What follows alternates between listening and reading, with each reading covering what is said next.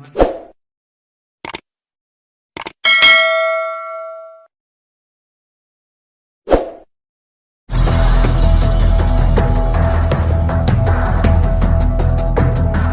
आप लोग के सामने मैं एक इंपॉर्टेंट बीमारी के बारे में बात करने जा रहा हूं और वो है आज का pandemic disease corona virus infection, आज जिसे कोविड-19 के नाम से जाना जाता है। ये पैंडेमिक डिजीज जिसे हिंदी में महामारी कहते हैं। आप लोगों ने सुना होगा किसी जमाने में कि पूरे मुल्क में हैजा फैल गया है या पूरे मुल्क में प्लेग फैल गया है। ये सब अपने आप में एक महामारी थे। उसी तरह से आज के टाइम की महामारी ये कोरोना वायरस डिजीज है। सोशल मीडिया, व्हाट्सएप, फेसबुक के जरिए हमारे पास बहुत सारे इंफॉर्मेशन है ये कोरोना वायरस के बारे में। इसमें कुछ सही है और कुछ गलत। इस सही गलत के चक्कर में बहुत सारे लोगों की जिंदगी पे और बिजनेस पे काफी असर पड़ा है। लोगों में एक बहुत डर का माहौल बना हुआ है। लोगों को लगने लगा है कि अगर उनको ये इन्फेक्शन हो जाएगा तो उनका मरना पक्का है, जबकि ये बिल्कुल गलत बात है। ऐसे सिचुएशन में मेरी जिम्मेदारी है कि मैं आपके सामने सही इंफॉर्मेशन दूं और गलत बातों से आपको सावधान करूं। आइए समझते हैं इस वायरस के बारे में। जो सबसे पहला केस दुनिया के सामने आया वो वुहान शहर से, जो चाइना में पड़ता है। जब आउटब्रेक हुआ था तो उस टाइम कुछ लोग वहां पे गए हुए थे, कुछ लोग बिजनेस के लिए, कुछ एजुकेशन के लिए और कुछ लोग घूमने के लिए। सेम टाइम पे जब वो वापस आए, एक मुल्क से दूसरे मुल्क, दूसरे मुल्क से तीसरे मुल्क, और इस तरह से पूरे दुनिया में ये इन्फेक्शन फैलता गया। सबसे पहला सवाल कि ये बीमारी फैलती कैसे है। आपको बता दो, ये बीमारी क्लोज कांटेक्ट से फैलती है, सांस के जरिए। ये एक रेस्पिरेटरी डिजीज है। ये वायरस हमारे नाक से होते हुए सीधे लंग्स में पहुंचता है। आप इस वायरस के स्ट्रक्चर को देखिए, इसमें कुछ स्पाइक्स जैसे नुकीली चीजें हैं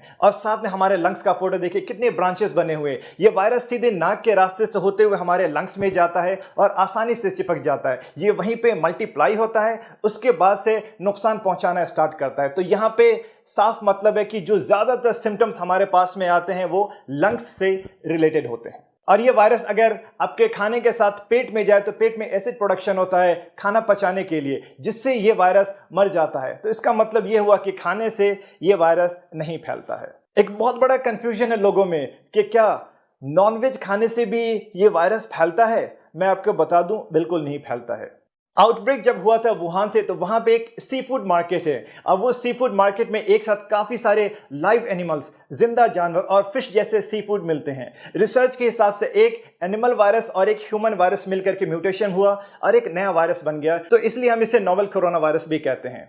अभी के टाइम पे ये पूरा का पूरा ह्यूमन वायरस है और सिर्फ इंसान से इंसान में फैलता है। इसलिए अगर आपको कोई ये कहे कि मटन खाने से या चिकन खाने से भी ये इन्फेक्शन फैलता है तो गलत बात है। हाँ, वो जनरल प्रिकॉशन है कि हम जो भी खाना बनाएं उसको बहुत अच्छे से पका करके खाएं। एक इंसान से दूसरे इंसान में ये इन्फेक्शन कैसे फैलता है।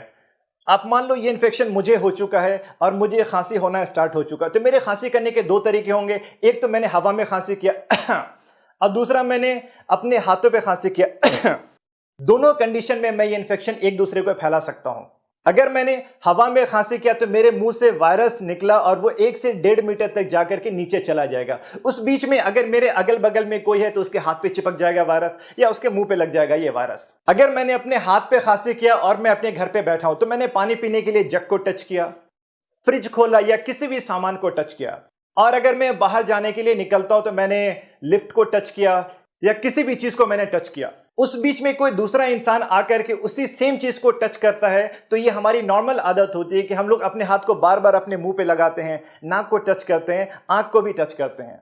तो इससे आसानी से ये इन्फेक्शन उस इंसान को भी हो जाएगा। नाक पे वायरस गया, नाक से होते हुए सीधे लंग्स में चला जाएगा। लोगों में ये भी कंफ्यूजन है, ये वायरस हवा में भी उड़ता है क्या। आपको बता दूं कि ये वायरस हवा में नहीं उड़ता है। आपको जैसे मैंने बताया कि मैंने खांसी किया तो मेरे मुंह से वायरस निकल के 1 से 1.5 मीटर तक जाकर के नीचे चला जाता है।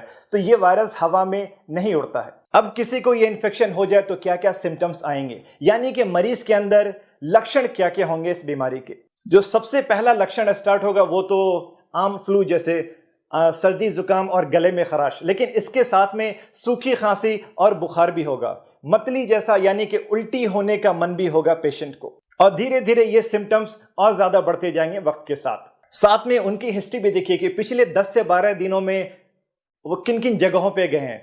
ये अगर वो जगह पे गए जहां पे ये इन्फेक्शन बहुत ज्यादा फैला हुआ है तो फिर ज्यादा चांसेस है कि इनको ये इन्फेक्शन हो सकता है। लेकिन इसका मतलब ये नहीं अगर किसी को भी सर्दी जुकाम और बुखार है तो सभी को ये इन्फेक्शन है। आप साथ में ये भी देखिए उनकी हिस्ट्री के 10 से 12 दिन में किन किन जगहों पे गए हैं। अगर ये उन जगहों पे गए जहां पे ये कोरोना वायरस का इन्फेक्शन बहुत ज़्यादा फैला हुआ है, तो हाँ, ऐसे केसेस में ये बीमारी होने के बहुत ज़्यादा चांसेस हैं। 80 to 85% केसेस में सिर्फ माइल्ड सिम्टम्स आते हैं। माइल्ड का मतलब कि ज़्यादा सीरियस सिम्टम्स नहीं होंगे, हल्का सा सर्दी, जुकाम और बुखार। लेकिन 10 से 15% केसेस में ज़्यादा सीरियस सिम्टम्स आते हैं कि जब सांस लेने में तकलीफ होने लगे, गले में बहुत ज़्यादा दर्द होने लगे, जैसे सिम्टम्स लाइक अस्थमा और दमा जिसे कहते हैं, इंग्लिश में शॉर्टनेस ऑफ ब्रेथ या डिस्निया हो जाए।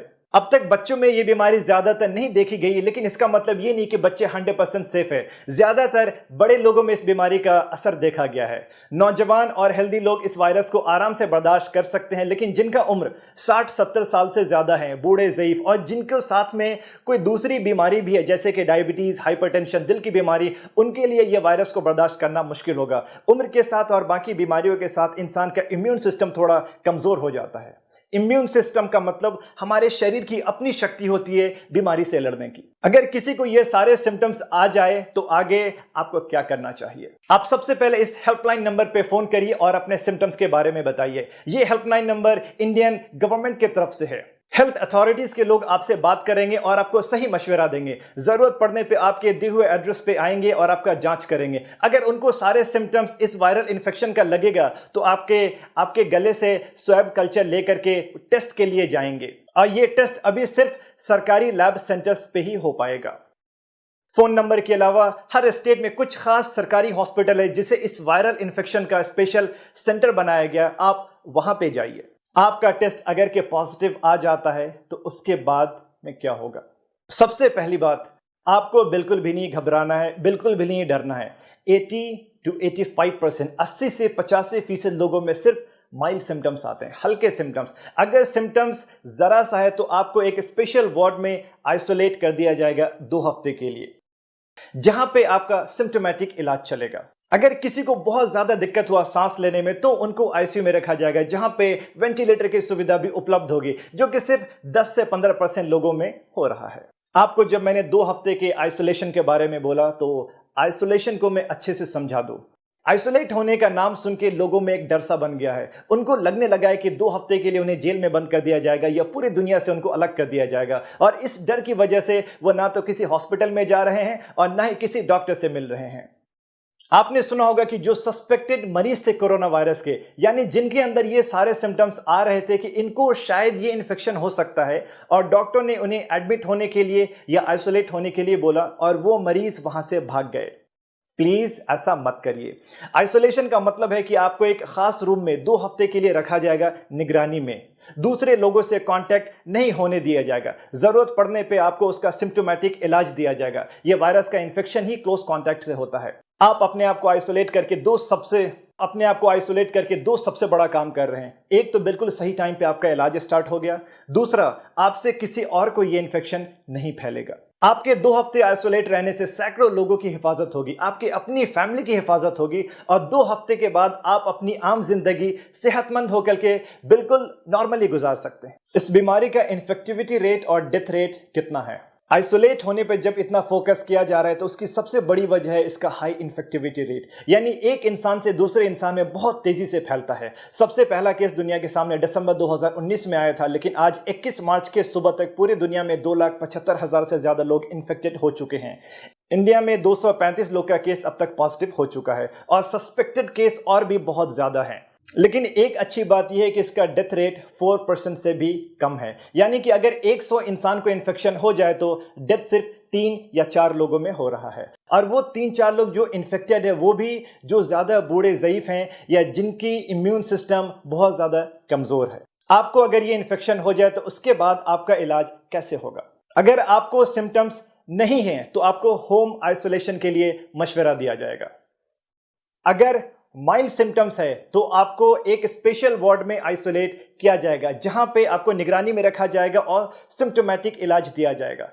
सिम्टोमेटिक इलाज का मतलब है कि आपको जो भी तकलीफ है वो तकलीफ को कम करने की दवा दी जाएगी। अगर आपको बुखार है तो बुखार की दवा दी जाएगी, खांसी है तो खांसी की दवा दी जाएगी, या उल्टी हो रहा है तो उल्टी के लिए दवा, पेट में दर्द है तो पेट दर्द की दवा।